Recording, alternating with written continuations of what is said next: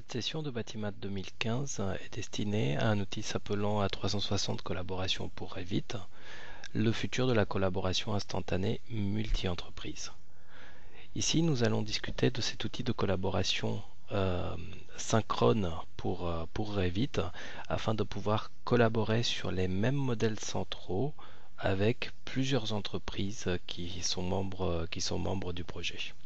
Cette solution aujourd'hui n'est disponible qu'en Amérique du Nord, mais nous espérons l'avoir très vite arrivée en Europe et donc en France, afin de pouvoir permettre aux différentes entreprises qui font de la conception simultanée de pouvoir travailler ensemble en stockant donc leur modèle central Revit dans le cloud Autodesk sur la plateforme A360.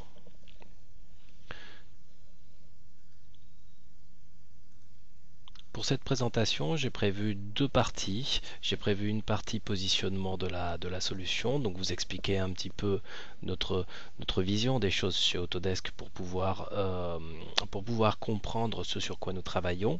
Et bien évidemment, dans une seconde partie, vous montrer les caractéristiques de cette solution avec un exemple concret sur un projet de petit hôpital. Donc au niveau du positionnement, ce qui va être très intéressant de voir ici, bien sûr, c'est que nous essayons donc, après avoir discuté avec nos utilisateurs et bien évidemment les différents acteurs du métier, de couvrir le plus possible de phases, que ce soit dans la conception, la livraison ou la partie fonctionnelle en fait, des différentes structures, bâtiments et infrastructures créées.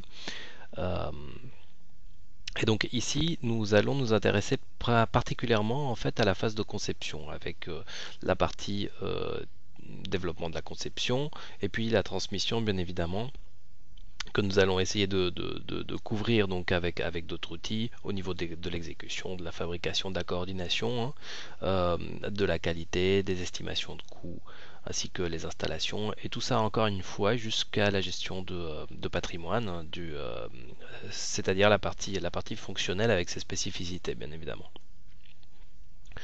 Alors, lorsque nous discutons avec les différents intervenants sur les opérations de construction, très souvent, chaque intervenant va avoir des solutions desktop relativement différentes. Donc, par exemple, Revit, SketchUp, AutoCAD, par exemple. Et également s'appuiera très souvent sur des programmes que nous identifierons plus comme des programmes Office, c'est-à-dire de Microsoft Excel ou bien sûr des échanges de fichiers PDF. Et le problème, c'est que ces différentes entreprises, ces différents intervenants ne vont pas travailler ou en tout cas collaborer de manière commune sur une seule plateforme. Donc c'est ce que nous essayons de proposer ici, donc avec une plateforme A360 sur nos serveurs Cloud Autodesk. Et puis, bien évidemment, quelque chose donc à 360 collaborations pour Revit, un abonnement qui va pouvoir permettre aux différentes personnes de collaborer directement sur leur modèle en simultané. D'autre part, l'inefficacité de la collaboration est également mise en avant en fait par un exemple typique ici en fait où plusieurs intervenants vont devoir faire des commentaires sur les mêmes fichiers PDF par exemple, sur les mêmes plans générés en PDF et tenir des discussions assez confuses en fait avec les autres intervenants, justement car ils ne partagent pas une plateforme commune et si vous voyez des moyens en fait de communiquer de manière unifiée et cohérente.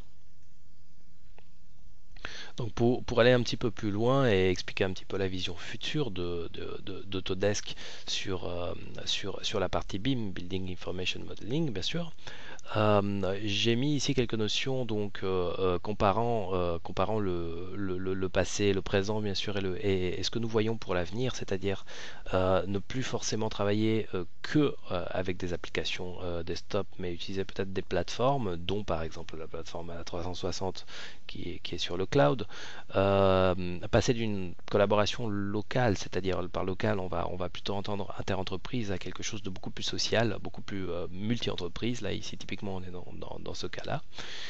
On parle beaucoup de niveau de détail, LOD, hein, en conception également, et on voudrait pousser ce fameux niveau de détail de plus en plus loin, repousser les frontières afin qu'on puisse intégrer un niveau de détail très avancé dans les différents modèles que nos utilisateurs vont pouvoir s'échanger.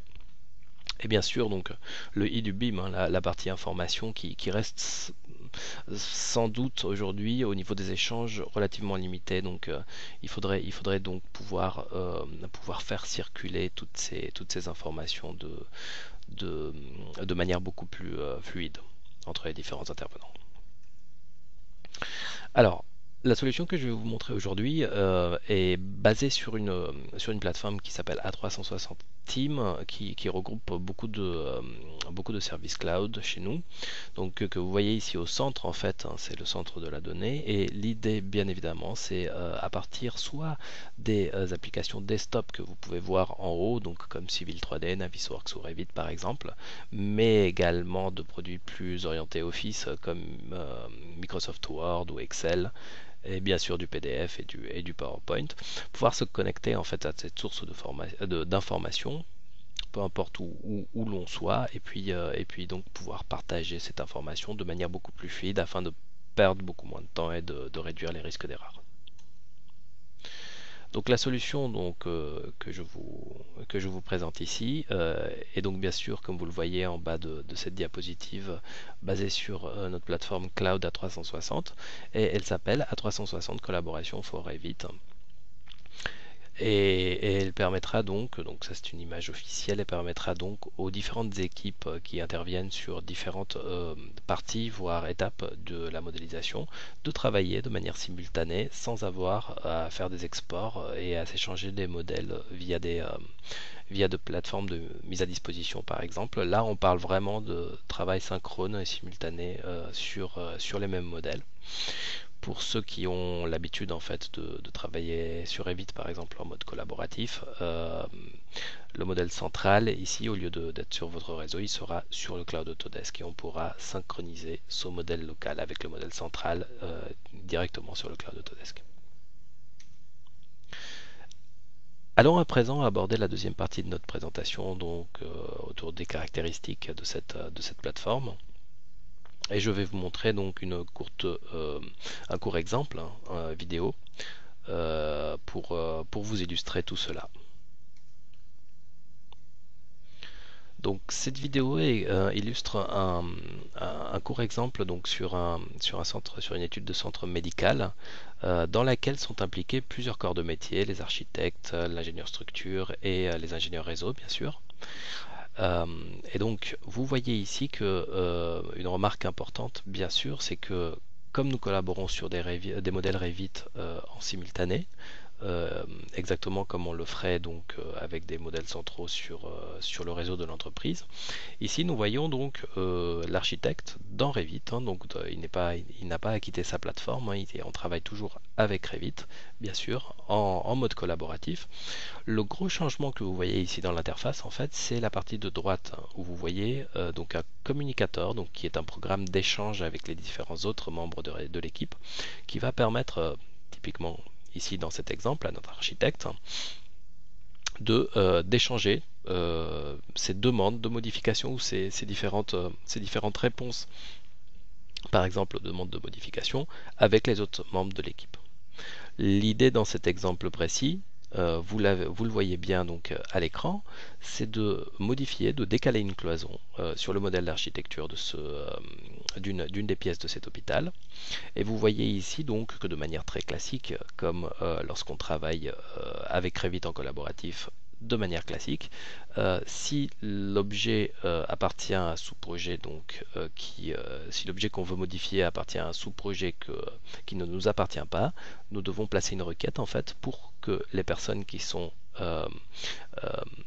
tributaires, qui sont responsables de ce sous-projet, puissent nous donner l'autorisation en fait de modifier les parties du projet dont elles sont responsables. Et c'est exactement ce qui arrive à ce niveau-là, c'est-à-dire que l'architecte demande à sa collègue si il est possible de modifier, de déplacer cette fameuse cloison. Et donc, de manière classique, avec Revit en mode collaboratif, nous voyons ici donc sa collègue architecte qui lui garantit la possibilité de pouvoir modifier cet élément du modèle. Donc maintenant que la personne a eu l'autorisation sur la partie du modèle concerné, elle pourra la déplacer suivant par exemple les remarques du client. Et vous allez pouvoir voir que via ce petit outil intégré à Revit en fait qui s'appelle Communicator, il va pouvoir communiquer donc à l'ensemble de l'équipe sa modification, éventuellement même l'illustrer via des captures d'écran. On va voir ça de suite. Et puis afin de pousser ces modifications vers le modèle central du cloud, il va utiliser la synchronisation de manière très classique. Bien sûr, il peut commenter cela. Donc ça c'est quelque chose d'assez classique pour ceux qui ont l'habitude de travailler avec Revit en mode collaboratif. Et ce qui est très important également que vous voyez à droite actuellement, c'est la synchronisation. Donc c'est-à-dire que l'outil Communicator vous informe non seulement quand une synchronisation d'un autre membre du projet est en cours, mais également bien sûr quand elle a fini d'être effectuée, je dirais, et les remarques qui ont été faites lors de la synchronisation par la personne qui synchronisait. Donc comme je vous le disais il y a quelques secondes, on est capable directement dans l'outil en fait de prendre une petite capture d'écran et de l'intégrer à la partie chat sur la droite.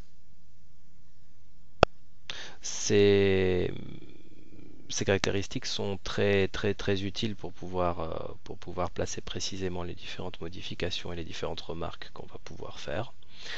Et ici, nous sommes passés donc sur la partie structurelle de l'ouvrage. Donc, c'est une autre personne qui est responsable de ce modèle structure de l'ouvrage, qui va elle également synchroniser donc pour récupérer les modifications faites par l'architecte. Et donc, en tant qu'ingénieur structure, donc elle va recharger le modèle architecture qui est lié à ce modèle structure à partir du cloud toujours, 360, vous le voyez ici au niveau du chemin. Une fois les modifications rechargées, sa mission bien sûr sera d'étudier si les répercussions faites par les modifications de l'architecte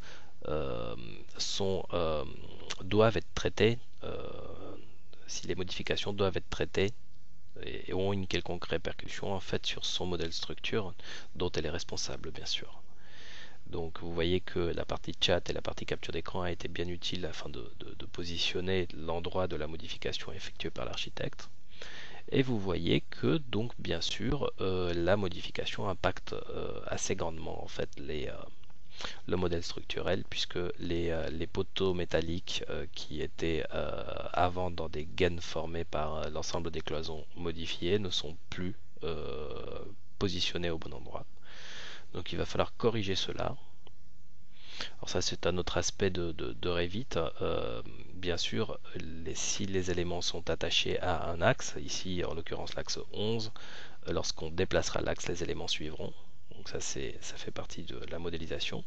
Mais lors de ce déplacement d'axe ici dans cet exemple, nous avons des poutres par exemple qui ne correspondent plus très bien au design initial puisque seul un côté des poutres, seule une extrémité était attachée à l'axe. Donc nous effectuons ici en tant qu'ingénieur ou projeteur structure en fait les modifications nécessaires afin de pouvoir réaligner ces différents éléments. Et bien évidemment, la modification a impacté deux étages, en tout cas des éléments sur deux des étages. Donc ce qu'on va faire ici, c'est faire également le réglage à l'étage supérieur. Donc, typiquement, on va refaire en tant que projeteur structure en fait une vérification visuelle que les éléments soient bien alignés et correspondent bien à la maquette structure que nous avons faite. On pourra bien évidemment envoyer cela au calcul ou en tout cas corriger les différents éventuels calculs qu'on aurait pu faire au descente de charge puisque la maquette a été modifiée. Et maintenant, en tant que projeteur structure, cette personne peut en informer en fait l'ensemble de l'équipe et bien sûr sauvegarder ce modèle en local et le synchroniser sur le cloud, sur la plateforme A360, pour que les autres intervenants, les autres membres de l'équipe puissent avoir également accès aux modifications sur le modèle structure. Cela se passe exactement de la même manière, c'est-à-dire qu'on va synchroniser de la même manière que l'architecte l'a fait tout à l'heure, en plaçant une remarque, et le communicateur que vous voyez sur la droite tiendra bien sûr compte de cette fameuse synchronisation et nous avertira et avertira tous les membres du projet lorsqu'elle sera terminée avec la bonne remarque concernant la modification du modèle structure effectuée. Ici, nous voyons de troisième corps de métier qui agit sur sa propre maquette également. Hein. Donc, c'est la partie réseau. Donc, typiquement, bien sûr, les modifications sur la partie architecture et la partie structure ont impacté également la partie réseau. Donc, la personne va ici synchroniser pour récupérer les différentes modifications, visualiser où se passe, où a été effectuée la modification du modèle. Et puis bien évidemment, donc toujours en restant dans Revit, hein, et bien évidemment cette personne va pouvoir annoncer le début de son travail de modification sur sa maquette. Donc là, il récupère également les modifications de la partie structure. Bien sûr, tout cela se passe en même temps. Hein. Ici, on simule les choses pour pouvoir comprendre. Alors, ce qui est important ici, c'est que vous voyez que le modèle réseau est en local, alors qu'on appelle les modèles architecture et structure à partir du cloud A360.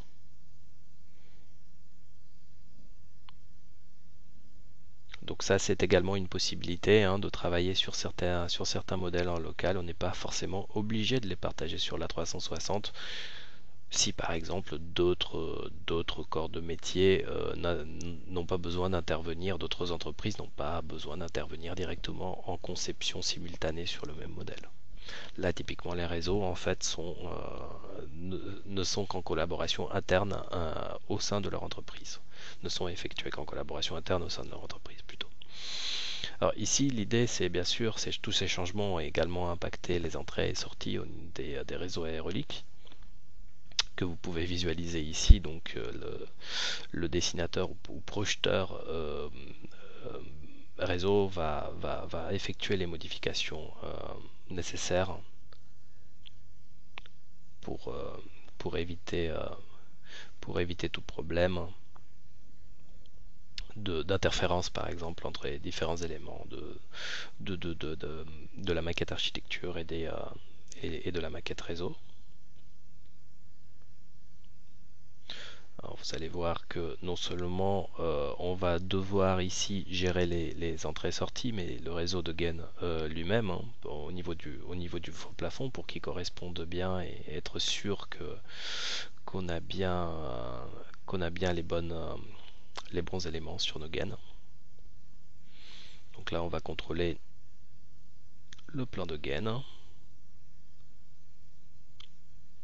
et voir si le cas échéant on a un souci d'interférence. Une fois la vérification effectuée et donc tout ce travail sur la maquette réseau, eh bien on peut également en fait publier ou synchroniser tout simplement le modèle réseau vers le cloud.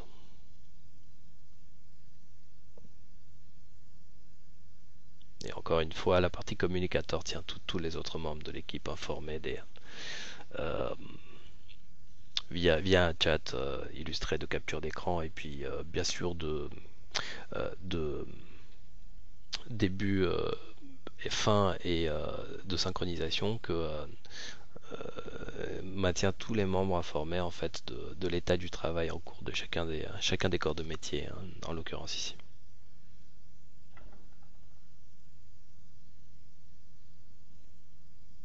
Donc on a une historisation complète en fait de toutes les manipulations qu'on a pu faire. Donc ça c'était la vision côté utilisateur que je vous ai montré à ce niveau-là. Maintenant on va aller voir, donc c'était une vidéo workflow, on va aller voir une autre vidéo donc qui est une vidéo d'administration à ce niveau-là. Qui est également très intéressante sur ce modèle-là. Alors l'idée ici c'est plus la vue administrateur qui va pouvoir par exemple publier donc alors non seulement les modèles 3D et les mises en page à l'intérieur de Revit, mais également les vues. Il va pouvoir publier ça, donc ça ce n'est pas une synchronisation, c'est réellement une publication en fait qu'on va pouvoir faire. On va publier ces différents éléments à partir du modèle Revit sur A360, sur la plateforme de base, pour par exemple la partager avec des gens qui ne font pas de conception sur Revit et qui vont vouloir par exemple annoter les modèles. On va le voir dans une seconde vidéo. Alors ici il s'agit du modèle concerné et c'est comme ça qu'on va publier un état du modèle pour les gens qui n'ont pas besoin de faire de conception sur Revit. À n'importe quel moment, on peut également accéder à toute l'historisation des différentes versions des modèles synchronisés sur A360 Collaboration for Revit par les gens qui travaillent en simultané et éventuellement revenir à une version antérieure du modèle, revenir à une synchronisation antérieure. L'accès à la plateforme A360 qui permettrait par exemple de donner accès à des gens qui ne font pas de conception simultanée peut se faire directement à partir du communicateur dans Revit qui vous ouvre une page internet en fait vers cette plateforme. Et cette plateforme justement nous allons l'aborder dans la prochaine vidéo. Donc ça c'est la plateforme de base avec laquelle on va pouvoir travailler en mode projet et collaborer bien sûr sur des gens qui travaillent sur Revit mais également avec des personnes comme je l'ai dit il y a quelques instants qui ne font pas de conception simultanée sur Revit. Ils n'ont pas forcément besoin d'avoir un Revit pour annoter un modèle ou prendre connaissance en fait d'un modèle 3D ou d'un plan. Voici cette courte vidéo montrant la plateforme en fait sur un projet de démonstration ici. L'idée c'est déjà que nous allons nous appuyer sur une visionneuse en fait qui s'appelle Large Model Viewer et qui sait ouvrir plus d'une centaine de formats en fait du marché, des formats Autodesk mais pas que d'ailleurs. Hein. Et on va pouvoir très facilement en fait accéder donc non seulement aux propriétés des éléments qui proviennent de Revit, hein, comme vous le voyez ici sur la droite, mais également à l'organisation du modèle avec ses différents objets, comme vous le voyez dans la fenêtre nouvellement créée. Ici, petite remarque également, je suis dans un navigateur internet, donc cette interface est accessible à absolument tout le monde. Bien sûr, nous avons également des applications mobiles pour pouvoir aller sur chantier par exemple également. Alors cet outil de visualisation permet également de réaliser des coupes en fait en 3D, des coupes et des élévations afin d'isoler certains objets du modèle et pouvoir par exemple les sélectionner ou les commenter ou les montrer plus facilement. L'outil va également nous permettre de faire de rapides visites et des commentaires, hein, des visites de la maquette hein, pour montrer certains aspects, des commentaires sur les objets du modèle. Hein. Donc c'est typiquement ce que nous allons faire ici sur ce set de 3 fenêtres. Les commentaires sont bien sûr liés aux objets hein, du modèle et ils le resteront toujours. Hein. Et on aura une historisation complète également des différents commentaires et la version la version du modèle auquel ils sont liés. On a également bien évidemment l'opportunité de rajouter des captures d'écran hein, incluses dans le modèle. Et bien sûr, outre la 3D, on peut aller visualiser les mises en page et comme je vous l'ai dit, les vues publiées à partir de A360 Collaboration pour Revit. Ici, c'est une mise en page hein, de Revit. Ce qui est très intéressant également, et je vais plutôt le montrer sur la 3D ici, c'est la partie recherche indexée, c'est-à-dire qu'on va pouvoir faire des recherches à l'intérieur du modèle Revit ici, mais pas que, hein, on va pouvoir travailler avec des modèles IFC, des plans AutoCAD, des WG ou des PDF et autres fichiers Excel par exemple. Et là, typiquement, j'ai la capacité donc de faire des recherches directement dans le modèle, de partager mes différents liens, que ce soit avec des utilisateurs 360 ou des utilisateurs qui n'ont jamais été sur A360. C'est tout à fait possible.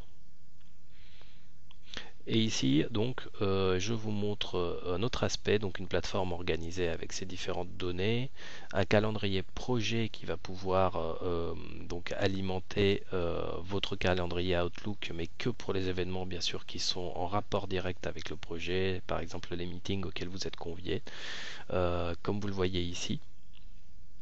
Et bien sûr, on peut très bien, donc il s'agit d'une plateforme modérée, donc on va pouvoir avoir des utilisateurs classiques, des utilisateurs gratuits aussi, hein, en visualisation classique, et puis des modérateurs et des administrateurs qui vont pouvoir gérer toute cette plateforme.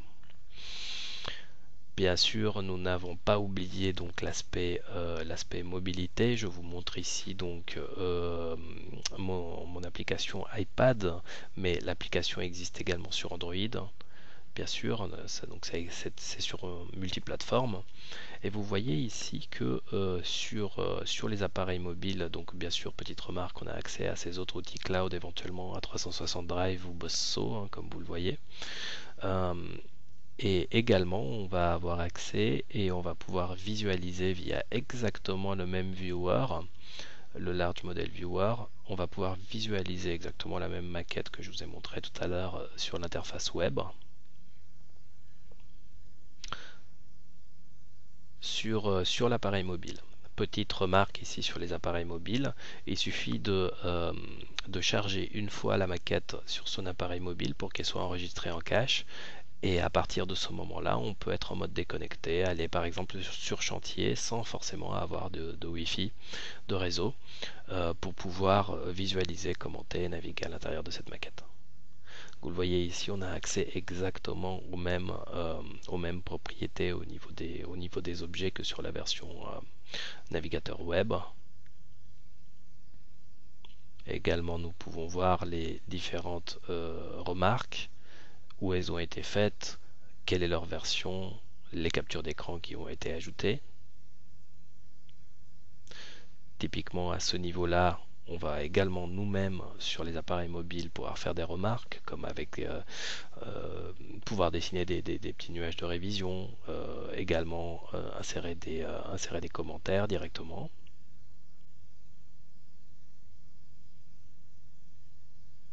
Et pouvoir assez facilement partager cette capture d'écran directement dans la discussion portant sur le modèle que vous pouvez voir ici. Donc là typiquement on a également en fait la possibilité d'accéder aux feuilles et aux différents objets du modèle. Donc là je vous montre dans ce cas précis une mise en page de Revit, hein, une élévation, enfin une mise en page contenant plusieurs coupes ou élévations. Donc on a accès absolument à l'ensemble de la mise en plan de manière assez précise sur l'appareil mobile ici. Voilà, j'ai pensé que c'était très important également de vous montrer la plateforme. Le principe de l'offre, maintenant, pour bien le comprendre, c'est que lorsque l'utilisateur va s'abonner donc à ce service A360 collaboration sur Revit, il bénéficiera également d'un accès à la plateforme A360 Team que je viens juste de vous montrer.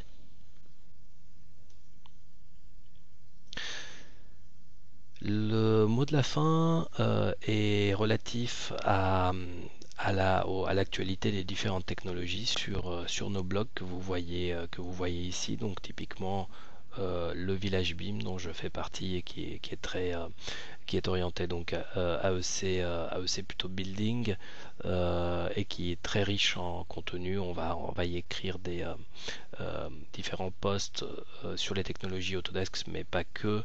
Et on a quasiment un post par jour. Enfin, c'est une vitesse. Enfin, c'est une moyenne à peu près. Et puis également les blogs de nos confrères, bien sûr, Géospatial Made in France et Civil Made in France qui sont orientés géospatial et ingénierie civile. Et le blog ABCD Blog autour de l'architecture d'Emmanuel Di Giacomo que vous voyez ici. Donc n'hésitez pas à venir, à vous abonner. Vous pouvez recevoir les articles qui vous intéressent par email sans forcément aller à visiter le blog chaque jour ou lorsque ça vous intéresse. Également, n'oubliez pas de nous suivre sur les réseaux sociaux, sur les pages Facebook et Twitter, hein, donc France, d'Autodesk France, donc vous pouvez nous retrouver ici aussi. Je vous remercie